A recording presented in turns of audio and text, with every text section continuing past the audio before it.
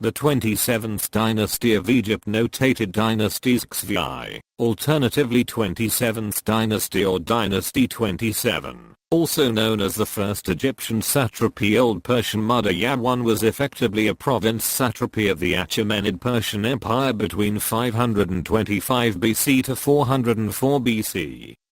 It was founded by Cambyses II, the King of Persia, after his conquest of Egypt and subsequent crowning as Pharaoh of Egypt, and was disestablished upon the rebellion and crowning of Amyrtaeus as Pharaoh. History: the last Pharaoh of the 26th Dynasty, Psamtik III, was defeated by Cambyses II at the Battle of Pelusium in the eastern Nile Delta in May of 525 BC.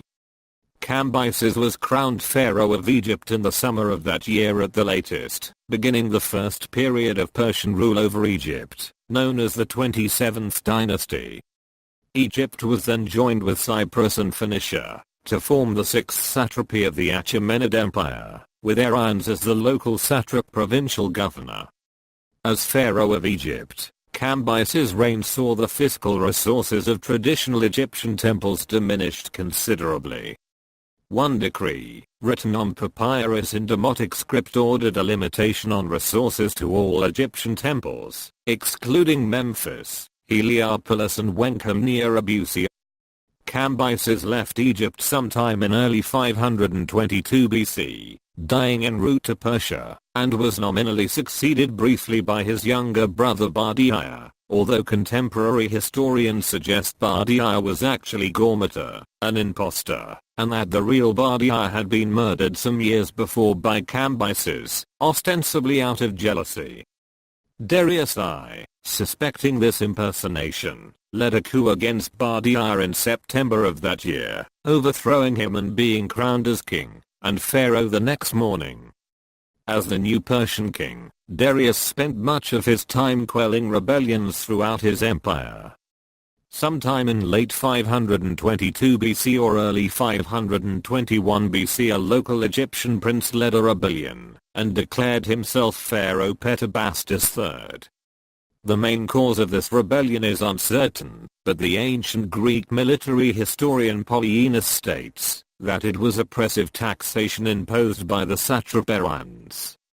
Polyaenus further writes that Darius himself marched to Egypt, arriving during a period of mourning for the death of the sacred herald of Tabal.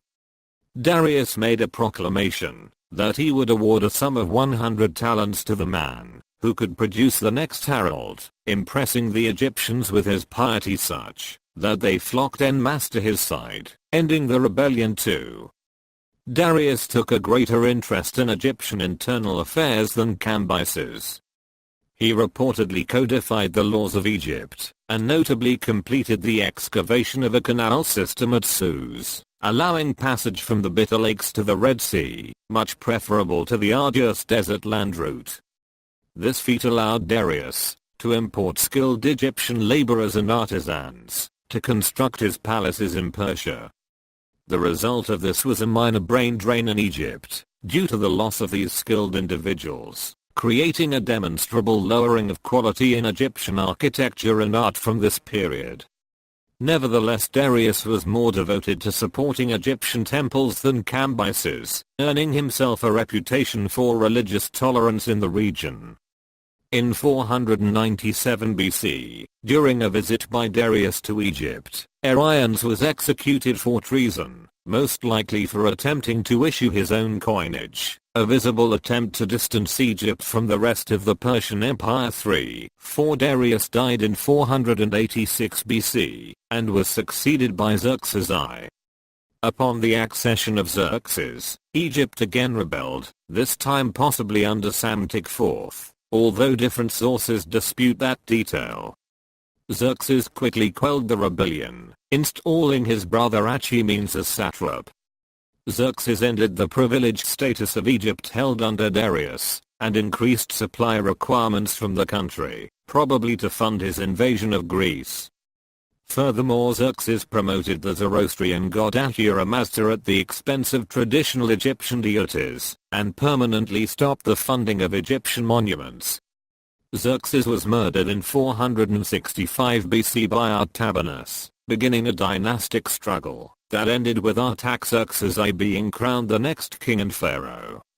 In 460 BC another major Egyptian rebellion took place, led by a Libyan chief named Inarus II, substantially assisted by the Athenians of Greece. Inarus defeated an army led by Achaemenid, killing the satrap in the process, and took Memphis, eventually exerting control over large parts of Egypt.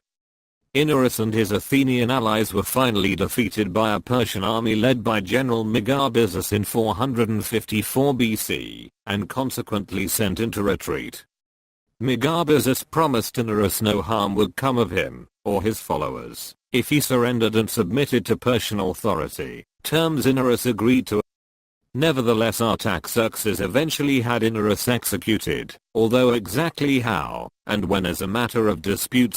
Artaxerxes died in 424 BC.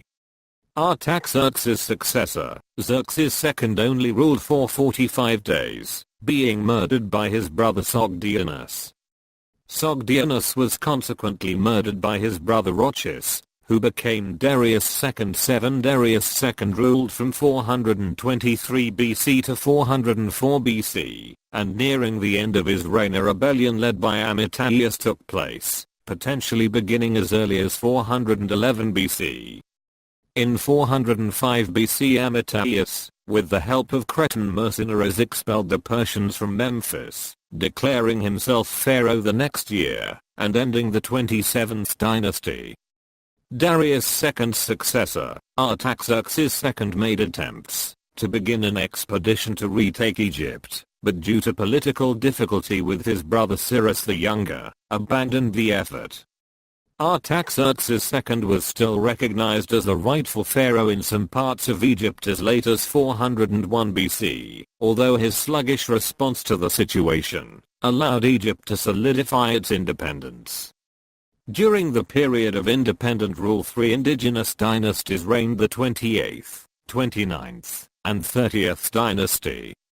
Artaxerxes III 358 BC reconquered the Nile Valley for a brief second period 343 BC, which is called the 31st Dynasty of Egypt.